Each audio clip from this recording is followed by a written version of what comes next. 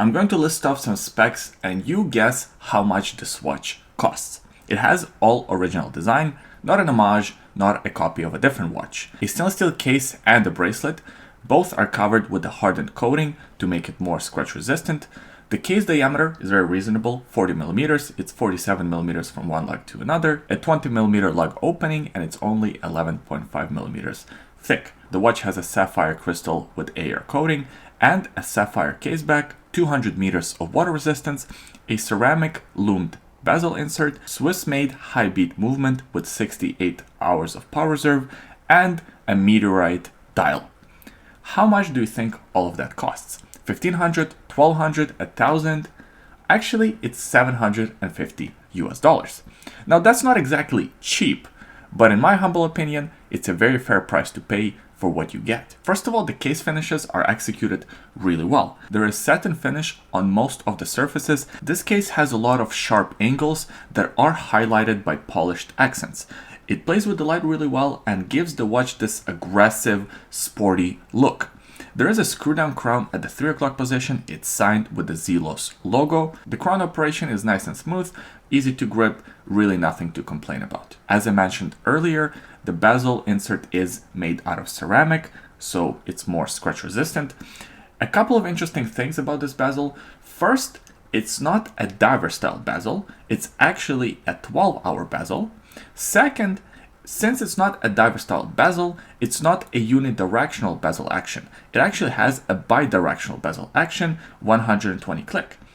It's easy to grip and easy to operate, although I do wish it had more resistance for a tactile feel. As it is right now, it's good, it's satisfying, just a little bit too easy to accidentally turn. I had a couple of meteorite dial watches in the past, including a Zelos watch, a Zelos Mako version 3. I will be the first to admit that meteorite dials never really did it for me. That is, until now. This one is a little bit different for two reasons. Number one, most of my complaints with meteorite dials have to do with legibility. Pair a meteorite dial with a domed crystal and you have a recipe for poor legibility. Luckily here, Zelos went with the flat piece of sapphire crystal. They also included some air coating under this piece of sapphire, so really the reflections aren't a big deal. I also feel like this piece of meteorite is a little bit darker, so giving that contrast between applied blue indices and this darker gray meteorite, the legibility is actually pretty good. We also have the same colored blue set of hands for the seconds, minutes, and hours. I kind of like this sword style hands. Again, they match the overall sporty feel of the watch. The applied indices, the set of hands, and the bezel are all loomed. Here's a loom shot for your reference. As you can see, the loom is great, but then again, if the loom was off, there would be something really wrong. Zelos is known for their great loom. Let's talk a little bit more about this dial. There is a date window at the 6 o'clock position. I know that some people are team 3 o'clock position date window, some people are team 6 o'clock position date window. To me, it depends on the watch. I think on this watch, 6 o'clock position date window just works. I'm also glad that they went with the black date wheel and the white font versus the other way around. This way it just matches nicely and it blends into the overall look of this dial. Minimal writing, Spearfish and 200 meters written closer to the 6 o'clock position, and applied Zelos logo in the same blue metallic color as the indices and the set of hands. One thing that is missing from this dial are the words Swiss made. I'm guessing that was a deliberate choice on Zelos' part, since this watch has a Swiss made movement and I'm pretty sure they would qualify for that Swiss made label. I think they just chose not to include it. Me personally, I don't really care about that label. I mean, it would be nice to see, but it's not a big deal. But what about you guys? Leave your comments in the comment section below. Let me know if you would prefer to see Swiss made on a dial or it's not a big deal at all. But coming back to the movement, this one is actually powered by a new movement from Joux Perret. It's caliber G100. And apparently it's a new movement that was designed to replace the ETA 2824 and the Sellita SW200. It has the same dimensions, still has 28,800 beats per hour beat rate, but according to the company, they have eliminated the hand-winding design flaw that was prevalent in ETA and Celita movements. Not only did they eliminate the hand-winding design flaw, they also increased the power reserve from 48 hours to 68 hours, which is really impressive.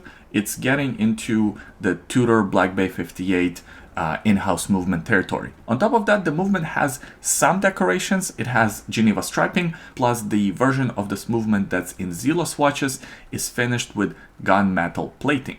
Looks kind of cool. This is my first experience with this movement, and I have a few thoughts. First of all, the movement is very accurate. That's good to see. But it's not a particularly beautiful movement to look at. I'm glad that they included a display case back. I'm also happy about this gun-plated finish.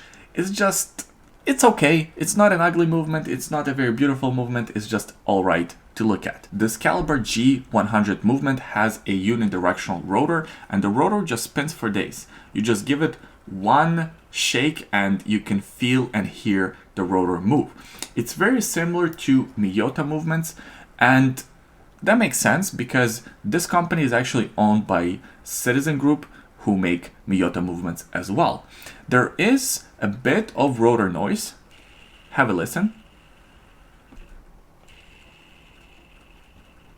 Once again, very similar to Miyota 9000 series movement. As I talked about earlier, the watch comes on a stainless steel bracelet. The bracelet, they killed it. I love the finishes on this watch. I love the satin finish with highlighted chamfered edges and the mid-link accents done in high polish. It looks great, it plays with the light really well, and it has a few features that I love to see in these sports watches. Number one, quick release pins, so you can easily swap the bracelet for a leather strap or a NATO strap or whatever else you feel like wearing on this watch. The second feature that this bracelet has that I love to see in watches is the quick length adjustment. We've seen this in other Zelos models. Basically, on the clasp, there is a little tab, you pull that, and you can extend the length of the bracelet, I'd say by about 2 links or at least 1.5 links. Really nice. You also have incremental adjustments, so as your wrist expands and contracts, it's perfect for that everyday comfort. Now I'm gonna say that this system, it's not perfect, like it's a bit rough and it's not the most pleasant to use, but it's there, it's all right. Maybe in the future, try to come up with something that would be a little bit smoother. So the bracelet and the watch, in my opinion, look great. They are finished well. They have all the functions that you would need. But what about the most important thing? Is the watch actually comfortable? Well, here it is on my 7.25-inch wrist. It sits low to the wrist because it has slim profile, only 11.5 millimeters. It also doesn't have an overly thick case back, so it's nice and flush to your wrist. The first female links or the hinged links hug your wrist well, so even if you have a smaller wrist, you can still wear this watch quite comfortably. I tested the watch by wearing it to the gym. I wore it skiing with me under gloves and jacket, and it was fairly comfortable. It didn't feel like the watch was in the way. Overall, I think Zelos did a really good job with this watch. It's releasing on February 15th, and I wouldn't be surprised if it sells out within days. There are multiple colors available of it, so just see which one you prefer. This meteorite color is the $750 one, but there are cheaper versions. And if you don't really care about meteorite, maybe go for the cheaper versions, especially the ones with a diver style bezel, because that's really my only negative with this watch, and that's just a personal preference. I would personally prefer a diver style bezel on this watch instead of this 12 hours one.